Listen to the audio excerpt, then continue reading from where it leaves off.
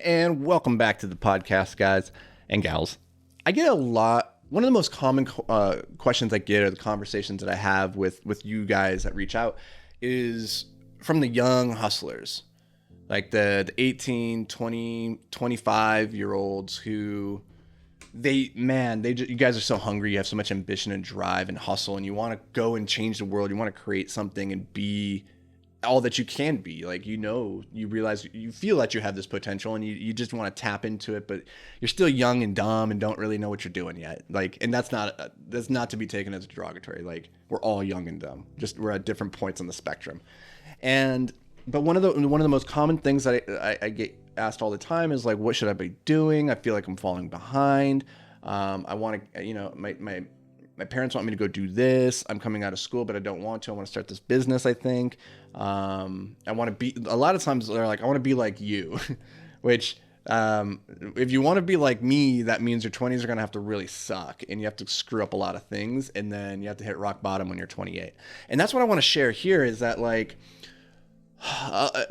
behind all of that, all the questions, is like this fear that you're falling behind your peers and the expectations, like where you should be.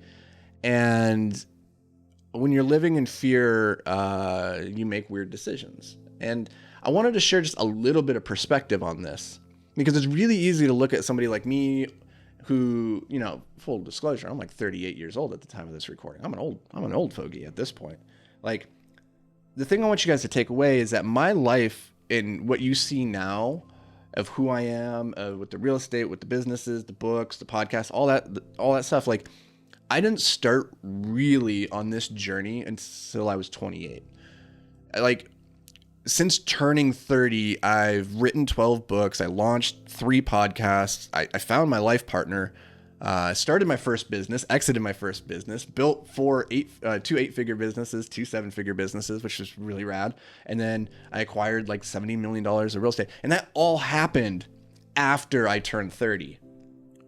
Like, if you rewind to what I was doing pre-30, it was nothing to write home about, right? Like, I got out of college. I did not use any of my degrees. I lived in the back of a van for a long period of time as a professional rock climber, which sounds cool, but I didn't pay the bills. It didn't really get me a lot of status either. And then it came to a head where my fiance left me. I was in a ton of debt. And then I was living in the back of that van because I had no choice. I was now homeless, right? And that takes us to about 28 years old. And everything that happened before that, like, I had no skills that had compounded. I didn't have relationships that had compounded. I didn't have any investable assets. I didn't have anything. But that was from that rock bottom place where I decided I'm going to change the game. I'm going to play it differently, and I'm going to start winning from this point forward.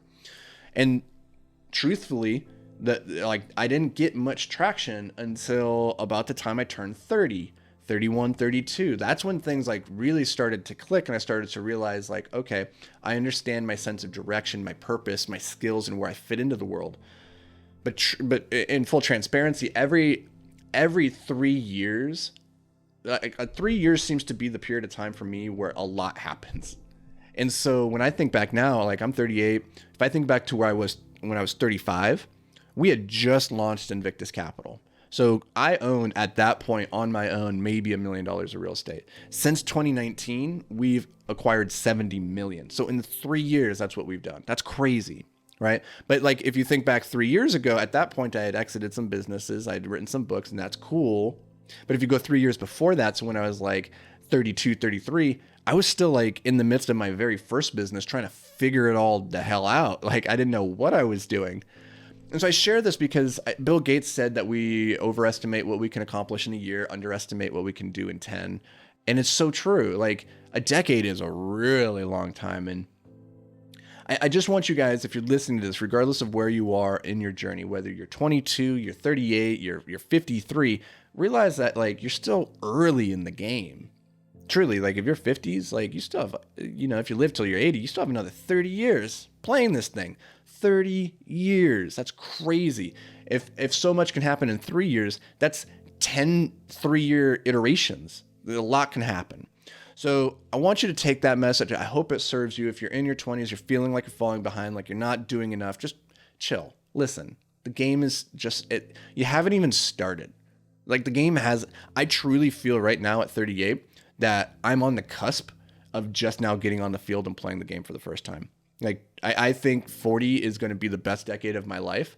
And from everything that I've heard from my mentors and people who are further along the journey than me that are in their 50s, they're like, dude, you think your 40s are going to be good? Like wait till your 50s.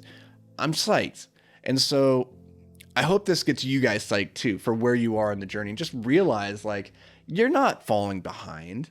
It's not the third quarter. We're not going into the fourth quarter and you're down 20 points. Like you're still tying your shoelaces. You haven't even come out of the locker room yet. And so just take that for what it is and realize like you have nothing but time ahead of you. And so don't beat yourself up that you're not where you want to be.